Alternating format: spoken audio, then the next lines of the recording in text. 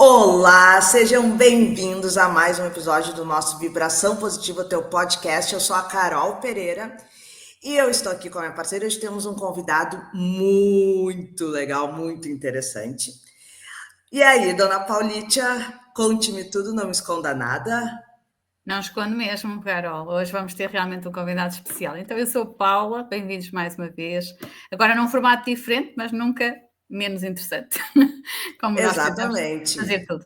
Então, nós hoje vamos ter aqui o Elias Eu Ricardo. já vou chamar ele. E assim, ó, lembrando que nós ainda temos, além do Vibração 360, a gente tem o nosso xodozinho, que será o Vibração N2. Então, fiquem muito atentos. Então, vamos Certo? lá chamar o Uma Elias. salva de palmas para o Elias. Olá, Elias, tudo bem? Seja Boa tarde. bem-vindo. Olá, Boa boa tarde, tarde, meninos, tudo Elias. bem? Como é que vocês estão? Tudo bem? Tudo ótimo. A Paulinha vai falar um pouquinho sobre ti, que a gente fez um breve resumo e depois a gente vai fazer um monte de perguntas para ti aqui no nosso podcast.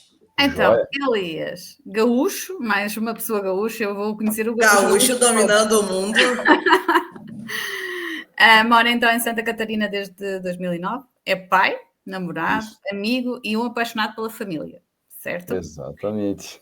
Nos momentos livres gosta de praticar desporto, de leitura, gosta de aprender coisas novas e de andar ali na sua moto, que é uma coisa que lhe dá para espairecer.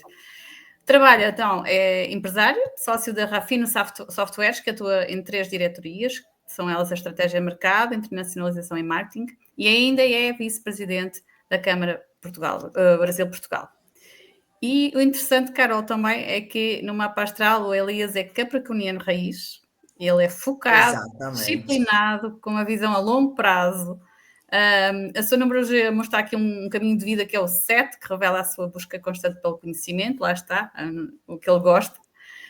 O estudo e profundidade, é muito equilibrado, com a expressão em 5 também, cheio de movimento, comunicação e versátil. E, além disso, quem ele é? É alguém que une a estratégia, a sensibilidade, a razão e o coração. É isto que nós vimos, não foi? Olha só, Ex- interessante. É E uma verdade. salva de palmas para o Bem-vindo. Elias. Elias, só falta uma coisa para ti ser além de gaúcho. Eu não me lembro disso, mas tu é colorado, tu é gremista. Sou torcedor do Esporte Clube Internacional. Sou Pronto, colorado.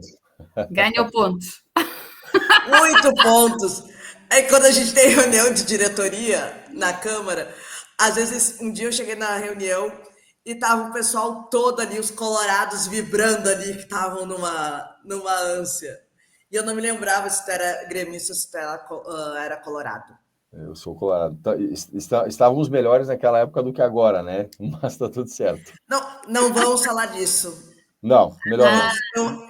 Eu apresento para Portugal o nosso time maravilhoso, campeão gaúcho de 2025, e é isso que me deixa feliz e contente. Mas, Exatamente. Elis, eu queria que tu me falasse um pouquinho. Eu vi que tu fez uma transição, tu é gaúcho de Erechim, Serra Gaúcha, aquela quase ali na divisa. Eu Uhum. queria falar por que tu fez essa transição do Rio Grande do Sul para Santa Catarina. Perfeito. Então, na realidade, eu tive uma experiência breve de morar um pequeno tempo aqui em Chapecó, Santa Catarina, em 2006, onde eu tive contato com algumas empresas já naquela época de tecnologia, mas por causa de uma outra atividade também conectada à tecnologia que eu exercia, mas acabei retornando, né, por uma questão realmente de trabalho, para Erechim. Porém, os contatos ficaram daquela época lá, e na época ali, 2009, meados de maio, eu me recordo, meados de maio ou junho de 2009, eu recebi um contato de uma das empresas a qual eu tinha um bom relacionamento aqui, pela minha outra atividade, comentando que estava em expansão na época, né, e que gostaria de conversar comigo e contar com a minha atuação na empresa, e que a gente foi se aproximando, e em agosto, mais precisamente, de 2009, aí foi o derradeiro ao qual eu me mudei para cá. Não estou, né, mais nessa empresa, não era a Rafinato na época, era uma outra software house, mas foi então quando eu me mudei e construí, e venho construindo a minha vida aqui desde então, agosto de 2009. E eu queria que tu falasse um pouquinho sobre a Rafinato, né? Porque tu trabalha na área, no Brasil chama na área dos restaurantes, de alimentação, né? E aqui em Uhum, Portugal a gente chama da área da restauração. Sim. isso, Eu queria que tu falasse um perfeito. pouquinho como é que tu desenvolveu isso. Porque é algo bem específico, né? Isso é bem específico. Então, a nossa empresa, mês passado, mais precisamente agosto, ela fez 19 anos. Né? Eu não estou na Rafinato há 19 anos, né? Eu ingressei como colaborador na Rafinato em Uhum. maio de 2015. 5 de maio, eu vi a colega Paula ali falando sobre o número 5, né? Ele é bem presente, assim, também com relação a isso na minha vida, porque foi em 5 de maio de 2015 que eu iniciei. Na época também, por essa convivência com empresários de tecnologia, eu já conhecia o Márcio Muxfeld, que é o fundador da empresa, hoje é nosso presidente, né? Uhum. E aí também a gente começou a se aproximar, eu entendi que era um momento de mudança, que a oportunidade era favorável para mim na época, profissionalmente, e aí então iniciei, e em 2018 me tornei sócio da empresa, né, por convite do Márcio e dos demais sócios, os quais eu divido hoje a gestão e administração da empresa, e nós atuamos aqui no Brasil no segmento de sistemas de vendas e gestão, que a gente chama porque nós temos cardápio digital, software para totem de autoatendimento, gerenciamento de mesa, consultoria, tem um sócio meu que cuida somente dessa área, né, consultoria e terceirização de mão de obra para bares e restaurantes, e também falamos em meios de pagamento. A gente sabe que aqui no Brasil é muito latente aí já, né, já fazem alguns anos, logo no pós-pandemia, a questão do Pix.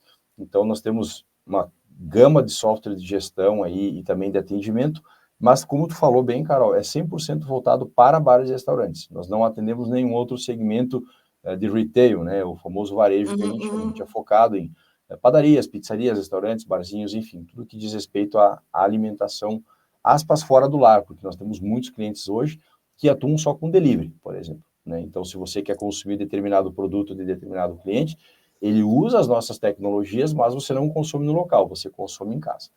E é mais ou menos essa história, como eu falei, são 19 anos. Hoje, a gente pode sim afirmar que a Rafinato no Brasil é referência no mercado que atua, né? Nós temos atuação nacional, a empresa nasceu aqui em Chapecó, mas hoje tem mais de 70 colaboradores e atua em todo o Brasil através de colaboradores nossos que fazem a parte de venda ou canais de distribuição. Paulinha? E dentro eu vi também aqui na parte da internacionalização, como é que vocês estão nesta área? Qual é que é o projeto? Perfeito, maravilha. O tema internacionalização surgiu na Rafinato em 2021, quando nós fizemos a revisão do nosso planejamento estratégico e também nós tivemos a troca de CEO. Hoje, quem está como CEO da Rafinato é o Edinaldo, que também é nosso sócio, né, e foi posto lá no planejamento que a Rafinato ela tinha uma linha do tempo para começar a atuar no mercado internacional. Desde lá, Paula, te respondendo, a gente tomou uma decisão muito importante, não só para o mercado externo, mas também para o interno, que foi lançar um novo software, começar a produzi-lo, no caso, né, porque as tecnologias que nós até então, para internacionalização, temos, ela não é viável por uma questão realmente tecnológica, de escala, e iniciamos a codificação, nomeação do produto hoje, que é o Core by Rafinato, certo? Que esse é o ERP ao qual começaram as vendas no mercado interno em janeiro do ano passado, e ele veio para cumprir essa atividade, essa tarefa, essa definição de internacionalizar a Rafinato.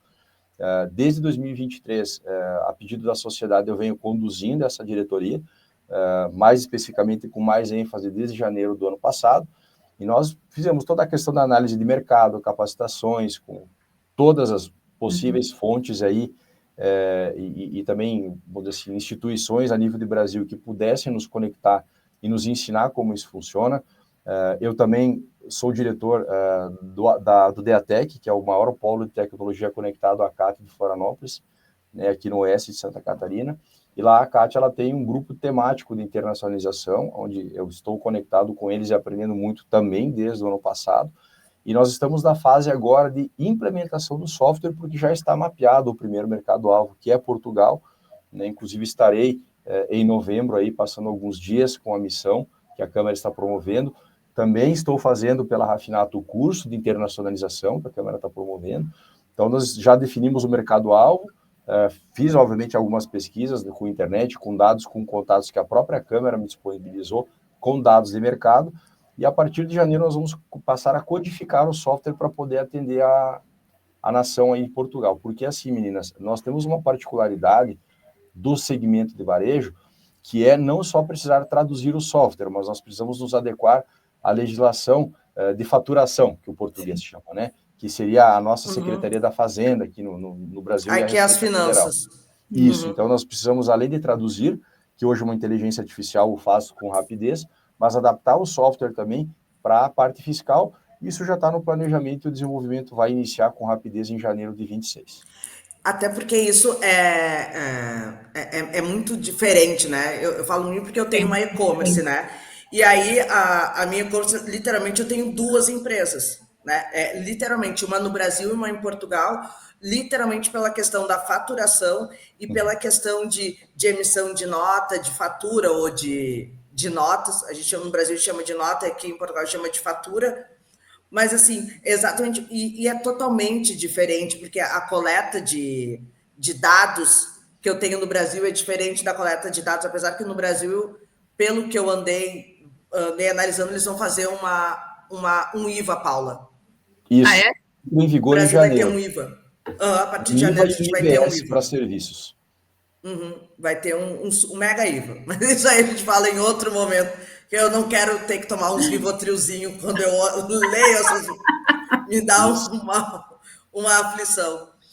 Mas, assim, porque tu te adaptar ao mercado, mas eu acredito, né, que quando tu consegue, até dentro da própria Câmara, eu acho que eu posso falar isso um pouquinho também, a gente começa a se adaptar, a gente entende o mercado português, tu consegue depois expandir para o mercado europeu no geral, né? Porque eu vejo muito Portugal, França e Espanha como uma porta para nós, né? Da América do Sul, para o latino, né? Que é um pouquinho diferente. Se tu consegue entrar nesses três mercados, tu consegue expandir de uma outra maneira. Aí tu consegue entrar no mercado da Alemanha, enfim, nos outros mercados, até Suíça, enfim. Eu queria saber se vocês já estão tendo um pouquinho dessa visão também. Sim, Carol, como tu bem pontuou e alguns outros colegas que eu venho consultando, então, desde que eu comecei a dar ênfase nesse trabalho, eles comentam muito que, assim, principalmente Portugal e Itália são as portas de entrada para o comércio com a Europa, né? Então, por exemplo, você tem a questão, nós vamos acessar o mercado de Portugal e a partir dele, obviamente, depois de feito todo um trabalho, né, você tem que fazer o dever de casa ali, não é porque, por exemplo, assim, você está com um cliente em Portugal que você já vai para a Itália, vai para a França, não. Né? Então, se consolidar, mas sim, e também, como o próprio Jatiro, nosso presidente, tem comentado, a gente sabe que existe alguns países da África, o qual tem essa questão do idioma e uma boa conexão, tanto que na etapa a qual eu estava fazendo a pesquisa dos meus concorrentes ali de Portugal, eu vi que eles também operam na África, né, principalmente a África do Sul.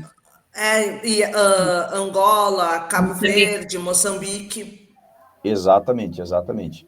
E tudo facilita, porque, por exemplo, quando nós tivermos aí um CNPJ da companhia em Portugal, ou seja, a empresa ela tem uma sede na Europa, com clientes, com faturamento, né, todas aquelas consistências que qualquer país sério exige para você poder depois passar para outros, né, que inclusive é um dos temas que eu tenho para cuidar em novembro aí. Então, a gente mapeou Portugal, estávamos com o Canadá também na mira, parte do mercado estadunidense, mas por essa afinidade, assim, conforme foi afunilando de oportunidades de contato de negócios com Portugal, optamos por Portugal, estamos com a Argentina também com um bom contato, que é onde a gente vai poder avançar, mas, de fato, é o pontapé inicial para depois mirar outros parceiros distribuidores em toda a Europa, aí, por que não em alguns outros continentes próximos. Boa. Alicia? E dentro da Câmara, eu sei que é vice-presidente. Qual é a área específica que eu não sei, muito sinceramente? Certo. Então, na realidade, quando nós tivemos aí se é que dá para a gente chamar de eleição, né? Houve essa questão aí do convite do presidente, do Jatir, que agora está, acho que creio para o próximo biênio, não me recordo se é biênio ou triênio. É biênio. É biênio, né, Carol, para minha pessoa. E a gente agora está fazendo um outro movimento também, que é oriundo das reuniões de diretoria, que nós vamos começar a trabalhar com verticais. Né? Ou seja, você atrair associados, atrair pessoas, atrair conexões, que é o grande objetivo da Câmara, gerar negócios e conexões e negócios reais para cada setor específico. Então, até por uma questão óbvia, né, eu fiquei com a vertical de tecnologia, não estou a sós, tem outros colegas que estão me apoiando, mas você, como vice-presidente no geral, qual é a ideia? Em primeiro lugar, suplantar o trabalho do presidente, que a gente sabe que a agenda dele é bastante ocupada, né, o Jatira ele tem N outras atribuições, além do trabalho dele, né, e também, no caso, acolher associados, participar de reuniões, ou seja, representá-lo e representá-los quando a gente fala de associado, impossível reuniões, eventos. Nós temos ações agora online, inclusive aí com um membro do banco BTG Pactual, para falar dos impactos da Lei Magnitsky aqui no Brasil. Então, a gente está tendo uma série de ações, e o papel do vice-presidente também é esse, né? Fazer as coisas acontecerem, dar o apoio e trazer novos associados, que é o que faz com que todo o restante da Câmara aconteça. Boa. E eu queria que tu falasse um pouquinho do Elias Pai. Porque às vezes um pouquinho antes a gente já tinha marcado a entrevista, era para ser semana passada, mas semana passada eu estava um pouco resfriada, bastante, a 10ª virose que eu pego em Portugal. Mas às vezes eu dou umas... anjo, assim. Hoje eu estava falando com o Ayrton, e sim, ele veio também, né? Ele vem um pouquinho antes de vocês, ele chega. Sim. E aí eu tava falando, já toma muita vitamina C e vitamina D. Porque vocês vão pegar bem Não, mas é que assim, vocês vão pegar uma fase de transição que é um frio muito complicado já, que é o finalzinho de outubro, entrando em novembro, que assim, tem um dia que tá 25 e tem outro dia que tá -1. Essa informação é importante. Muito importante, eu vou falar na reunião. Amanhã a gente tem reunião de diretoria, eu vou falar. Então, mas eu vejo assim, às vezes eu dei uma bisbilhotadinha ali do Elias Pai. Quem é o Elias? Que idade tem? Certo. A minha filha, a Valentina Tasca, é o nome dela, né? Ela tem 12 anos, perdão. 12, aquariana, do dia 5 de fevereiro também, veja como 5 ele é presente, né? A Valentina é a melhor coisa da minha vida, né? Melhor coisa da minha vida. E ela tá na fase, ela mora em Chapecó também. Mora aqui. Ela tá naquela fase de pré-adolescência. Tu sabe que ela tá num processo bem interessante, assim, que tem momentos, uma que ela é mulher, né? Então a mulher ela amadurece muito mais do que o menino, a gente sabe disso, né? E ela sempre teve uma personalidade, como diz a minha namorada, a Fábio, ela diz assim, a Valentina é extremamente posicionada, né? Ela é uma mulher, vai ser uma mulher bem convicta. A aquariana ela é assim, né? Mas ela tá num processo muito interessante, assim, que horas ela é extremamente criança, não infantil, mas ela é muito criança, e tem momentos que tu percebe que ela já tá com um comportamento um pouco diferente, assim. Ela não está naquela fase, acho, um pouco birrenta da pré-adolescência. Não sei se vai passar por isso, pela personalidade que ela tem, né? Como Deus fez ela. Mas é interessante esse processo de transição, né? Eu sempre fui um pai muito próximo, presente. Né? Então, desde os primeiros meses de vida, enfim. Então, você tem como perceber as mudanças. Mas é uma jornada muito interessante. A melhor coisa que eu sei fazer na minha vida é ser pai. Eu acho que é maravilhoso, né? E a Dona Valentina é uma experiência nova a cada dia, principalmente dos 2 últimos anos para cá. É que filho ensina muita gente, né? O meu trabalha comigo, né? Eu brinco que é a maternidade dando lucro, né? Ótimo. É ótimo, né? A Paula conhece ele, de vez em quando ele faz muita coisa pra gente que a gente precisa, quando a gente vai fazer, apresentar palestras, cursos, ele que monta pra gente as nossas coisas, assim. A Paula diz que é o meu clone, né? Tal e qual. Mas assim, eu vejo que é legal, porque às vezes tu pega algumas coisas no filho de ti, né? Da tua personalidade, das coisas. E a minha relação com meu filho, ela foi se criando se estreitando muito nesses últimos 2, 3 anos, principalmente nesse último ano, onde a gente trabalha junto, né? Sim. Então, e naquele momento eu tive que aprender a não ser a mãe e ser a chefe. Ser a colaboradora, né? E ele entender essa posição dele, essa postura, né? Então, assim, a gente vai se adaptando, né? E aí, como tu falou, que essa tua questão com com a Valentina é mais ou menos isso, de tu te adaptar, de tu entender o momento deles e não entender, isso é muito legal. A Paula tem o Luquinhas, que tem 14, né? Tá 14, é mais complicado já. Como tu falou, é um aprendizado, né? A gente muito mais aprende do que ensina, na minha percepção. Claro que você é o exemplo, né? E tem muito essa questão da menina olhar muito para o pai, né? A referência masculina, mas você aprende muita coisa. E é um privilégio, né? Você formar um ser humano é uma dádiva de Deus, assim, na vida da gente, sabe? Porque tu percebe agora, claro que não, né? Mas quando você para reparar que quando eles são menores, qualquer coisa que você fale, por mais absurda que seja, eles tomam como verdade, porque você é a referência, obviamente, não só o pai, mas a mãe também, né? Ambos. É uma jornada incrível e é a coisa que eu mais amo fazer é ser pai, e é isso. Boa. Normalmente as meninas têm uma ligação muito grande ao pai, não é? E os meninos à mãe, que é um bocadinho por aí. E eu queria que tu falasse um pouquinho... Opa, pode falar, Não, Paula. Pode falar. Eu queria falar que dos esportes. O que tu é? Tu tem cara de esportista, jogador de futebol não, mas tu tem cara que gosta de ir na academia, no ginásio. No ginásio, certo. A musculação, eu estou com 43 anos, né? A musculação entrou na minha vida aos 16. Desde lá nunca parei, também já pratiquei arte marcial por um bom tempo, mas a musculação nunca parei de fato, né? Nem no meu período onde são 2 graduações as quais eu cursei, né? Ciência da computação e administração de empresas, ia depois da aula, assim, é algo que para mim faz parte da minha vida já, né? Vou dizer assim, é algo no bom sentido automático. Comecei a praticar corrida, uns tempos para cá também, melhorou muito também alguns aspectos de saúde. Tudo que a Carol gosta. Mérito Tudo da dona que eu Fabiana, amo. né? Preciso ser justo, né? Mérito dela, que me puxou para essa questão também das corridas.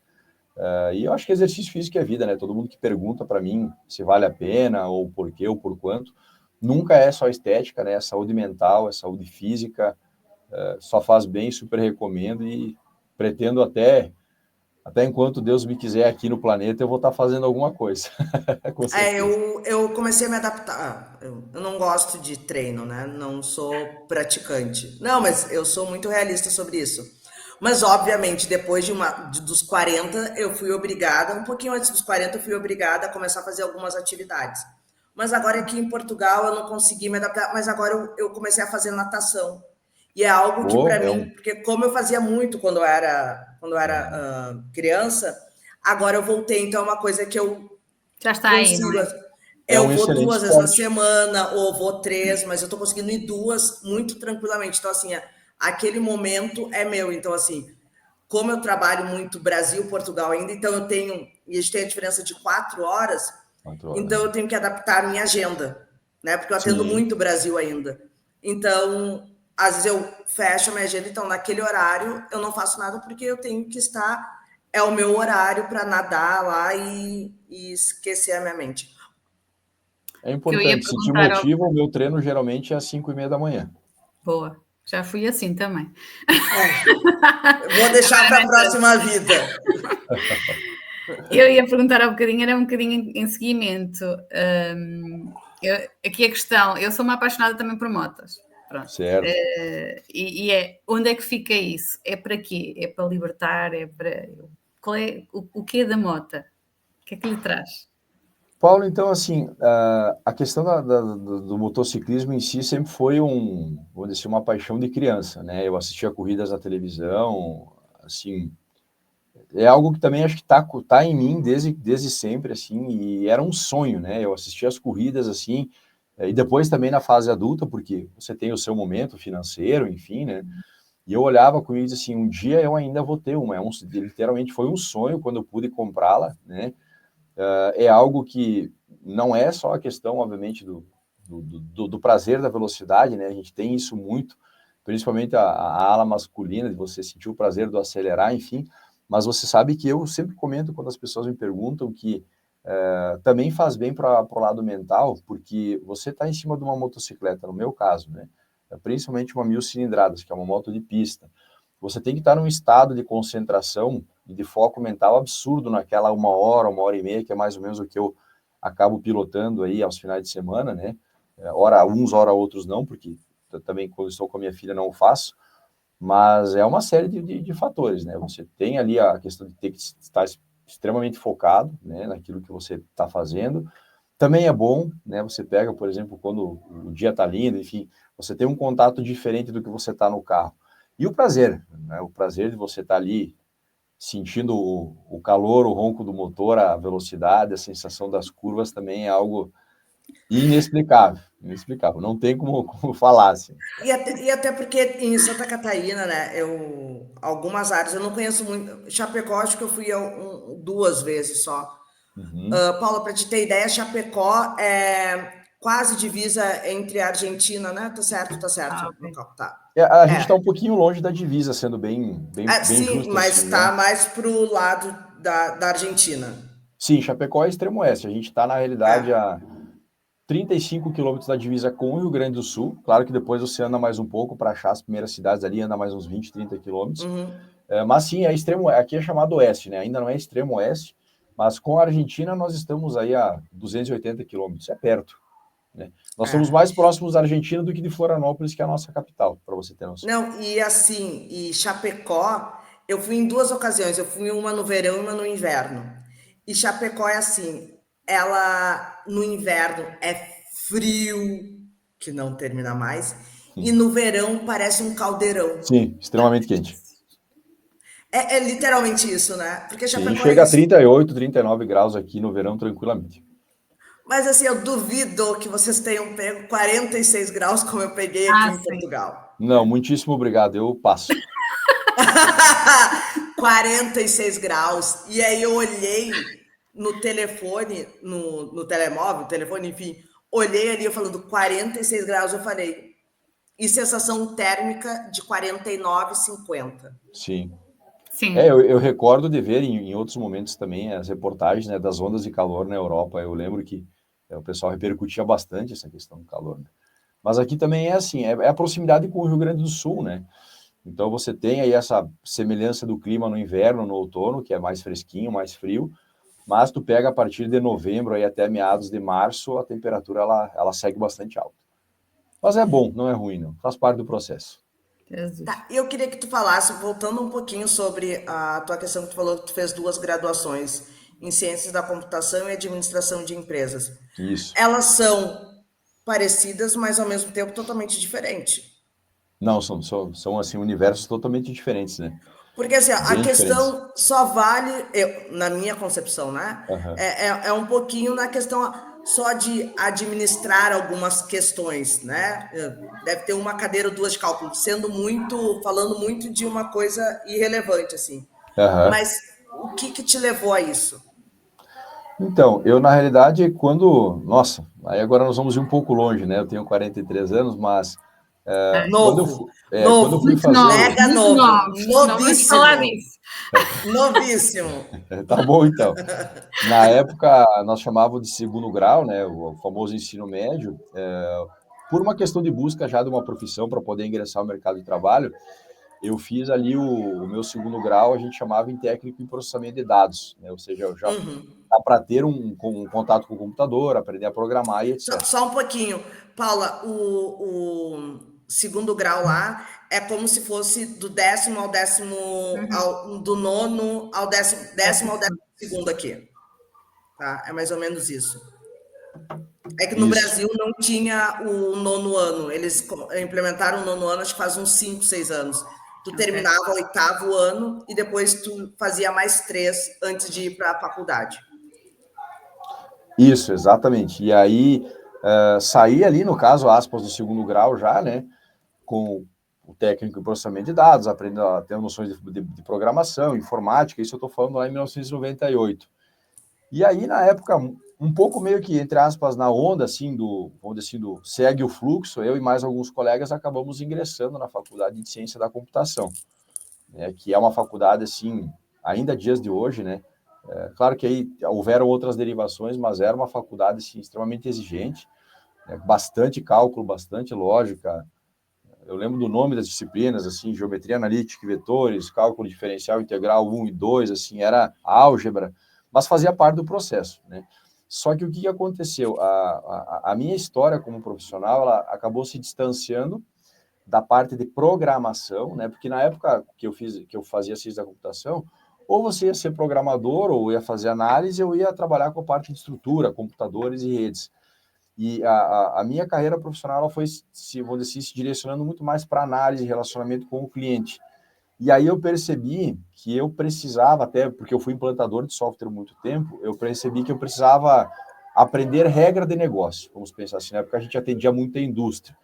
E aí eu meio que segui um raciocínio lógico, eu também queria sair um pouco desse viés mais técnico, né? Não, nunca foi algo que me agradou, e depois na faculdade eu percebi isso muito mais. Aí eu optei por essa segunda graduação de administração de empresas, que eu acredito que foi um dos grandes prazeres da minha vida, foi um grande acerto, eu amei, foi uma faculdade que eu tive uma ótima performance, acho porque também estava fazendo muito aquilo que eu gostava, fazia com prazer, e que depois acabou me direcionando para os caminhos, para as profissões que eu tenho hoje, né? Eu também, academicamente falando, concluí o MBA, né, em Gestão Estratégica de Marketing e Vendas pela FURB de Blumenau, que é algo que, para mim, é um orgulho bastante grande, porque a FURB ela é extremamente bem conceituada aqui em Santa Catarina e no Brasil. Mas a gente sabe que hoje a academia ela é a base, mas para as profissões que tem hoje, nem tanto. Mas na época era o que tinha que ser feito, Carol, e essa questão do porquê do misto das graduações foi isso, sabe? A minha carreira ela foi se adaptando, se direcionando para um outro caminho. As ambições que eu tinha como profissional também, de ser gerente de uma empresa, que acabei me tornando por mais de uma vez, enfim. Então, eu precisava ter a base da cadeira de administração e foi isso que acabou acontecendo. Sim, também elas próprias se enquadram uma com a outra, não é? Isso. Por aí. Nós tivemos a oportunidade de estarmos juntos numa reunião que fizemos com a Câmara, que estava lá presente o Vítor, lembras-te? Que falou muito sobre também a vossa área. E nós falámos um bocadinho sobre a internacionalização e ele estava a falar da cultura dos países. Sim. E eu me pergunto, tu achas que é melhor adaptarmos à cultura do local ou manter a identidade numa projeção global? Olha, na minha percepção, desde a questão pessoal, mas principalmente na questão de negócios, né? Quando você vai para um outro mercado ou outro país, principalmente, que aí sim você tem que entender que é uma realidade, assim, água e vinho, tinto, né? Você tem que se adaptar à cultura. Porque você imagina, se você pega, por exemplo, o Brasil, né? Como eu comentei, a Rafinata ela tem atuação no país inteiro. É diferente, por exemplo, de negociar com as pessoas aqui de Santa Catarina do que com as pessoas de São Paulo.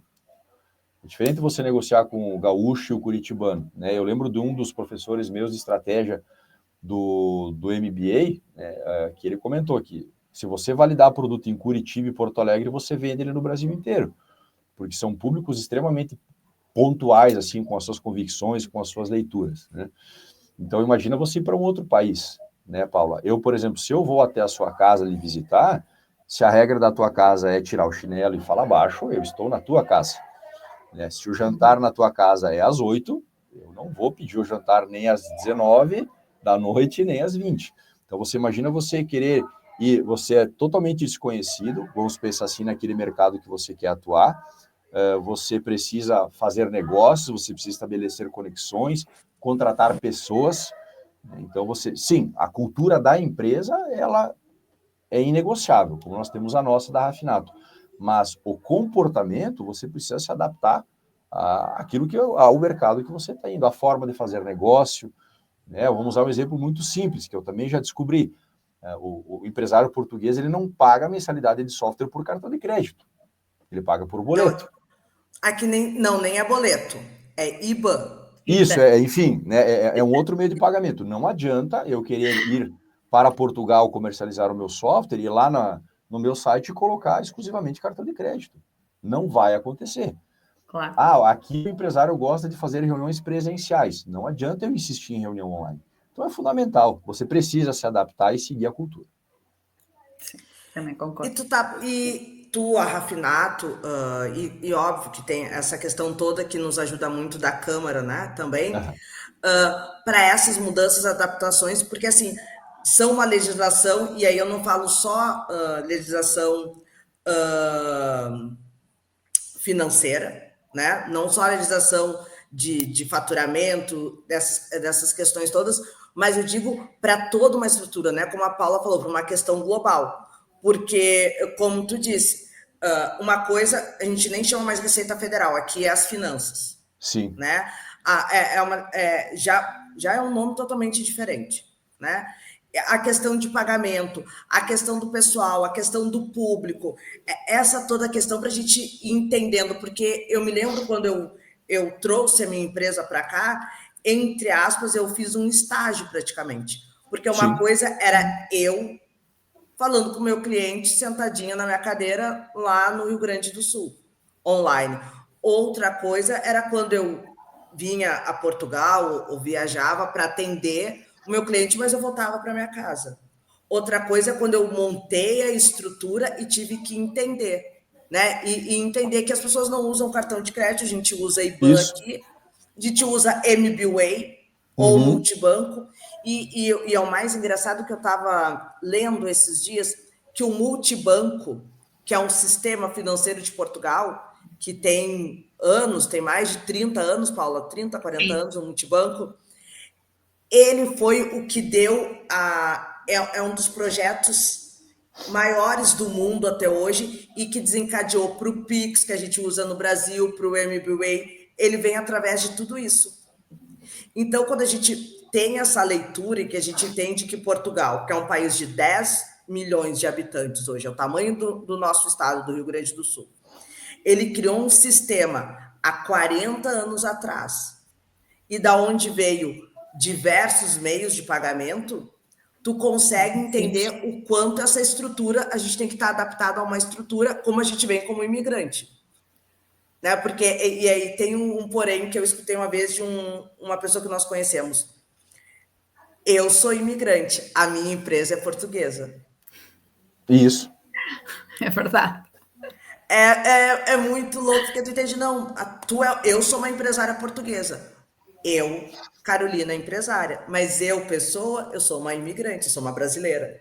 Sim, até porque o mercado também do Elias é muito específico, a restauração. Exatamente. Tem muito que se lhe diga. É preciso estar com as pessoas certas também no mercado local, para também ter o melhor programa, né, adaptado a todas as áreas, devido aos IVAs e devido a uma série de características que o mercado do hoteleiro tem.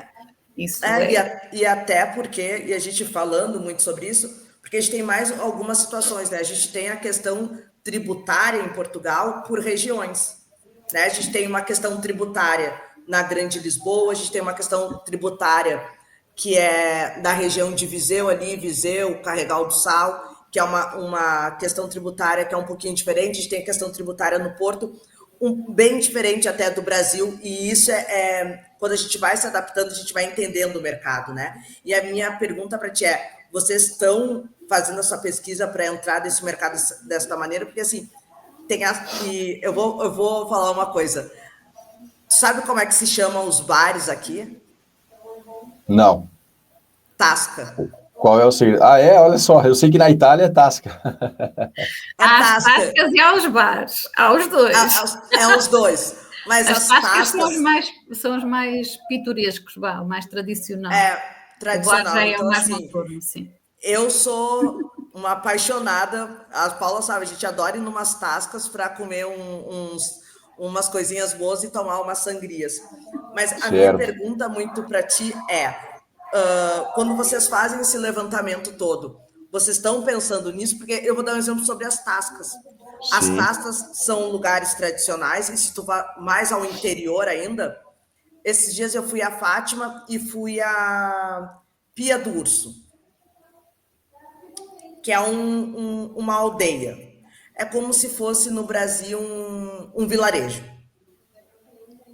Então, eu fui lá e era extremamente rústico e eles tinham todo um sistema de informação e de faturação. E uma coisinha muito pequena. E eu tô falando de a Pia do Urso, eu acho que não deve ter mais que 500 habitantes. Mas tem toda uma tradição. Tudo o que tem a ver com o mercado do hoteleiro tem que ter muito rigor. Aqui há muita coisa que é exigida, não só a nível de sistemas de software, mas também legislações. Por isso que eu estou a falar, é uma área das mais complicadas, ao meu ver. Eu, assim, respondendo a Carol, né, isso é uma coisa que, como eu comentei antes, é o que mais a gente está olhando e está preocupado, preocupado no bom sentido, porque a gente sabe que é algo mais latente, isso é parte até do compliance da empresa, aqui no país a gente também é referência nisso, né, sempre procura adaptar o software primeiro, estamos de olho na reforma tributária, estamos trabalhando em cima, ainda precisamos, vamos dizer assim, beber mais da fonte para entender essa questão de legislações locais, mas a legislação federal, que, modéstia à parte, assim, de Portugal, é extremamente parecida com a de Santa Catarina na questão da emissão do documento fiscal eletrônico, porque, vamos dizer assim, o software processa, conecta com o órgão federal valida e devolve, tentando simplificar um pouco o fluxo para vocês, né? Então, a gente está atento às peculiaridades tributárias também, que a gente sabe que tem, alguns têm mais imposto, outros têm menos imposto, enfim, é muito mais simples do que no Brasil, né? Vai ser, assim, algo extremamente leve para a equipe poder codificar, mas sim, é uma das coisas que nós olhamos primeiro, foi uma das primeiras pesquisas minha e que já está na mão do pessoal. Acho que era isso, Elias. Vamos te agradecer. Muito, muito, muito obrigado. Desculpa ter desmarcado da outra vez, mas Não tem estava problema, dodóizinha, não tem problema, imagina. Eu que louca. agradeço, tá? E a gente quer muito, vamos nos encontrar agora em novembro. A gente vai estar todo mundo reunido também, junto com a Câmara, Sim. nessa missão que vai ser muito legal na Câmara. Vai ter Uhum. uma programação que a gente já está organizando também para vocês, que o Jatir me deu um dia numa reunião, falou, um dia tu vai ter para organizar para o pessoal. Ótimo. Então, assim, fico muito feliz, muito, muito, muito obrigado. Da minha Imagina, parte eu que também, agradeço, tá? quero agradecer-te também a disponibilidade. É sempre bom termos estes pontos de vista e conhecer pessoas de áreas diferentes. Eu, como portuguesa, como tuga, né? Mas não de. Não, como é que tu dizes, Carol? Não sou de. Não é original de fábrica. Não sou original de fábrica. É Mas aquela é bom conhecer o outro lado também. Diz? Sim. Tá Não bom, eu sei. queria eu falei agradecer pela que tu é oportunidade. moçambicana. Ah, Tá sim. certo. Em Obrigado, tá? novembro também lá estarei. Vamos nos ver. Pronto. Será um Isso, gosto vamos lá. encontrar-nos. Literalmente, eu vou sair daqui com uma missão, em nome dos sócios, que é absorver o melhor conhecimento possível, fazer as melhores conexões, olhar para o mercado da melhor forma possível. E foi um prazer estar podendo conversar com vocês aqui. Contem sempre comigo, tá? Espero que tenha valido a pena, aí também para geração de Valeu muito. conteúdo para vocês. E uma boa noite, já um bom descanso para vocês, né? Que eu sei que ainda é noite. Obrigado. Obrigada, Elias. Tchau, Tchau, tudo de tchau. melhor. Fique bem. Até. Até mais, Elias. Tchau, Tchau. tchau.